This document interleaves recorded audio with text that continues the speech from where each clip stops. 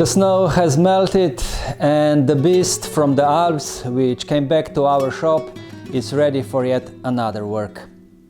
Maybe you have followed the development of this tree in last few seasons, development which was really great. Now the time for the first exhibition of this tree is near, so let's do the work.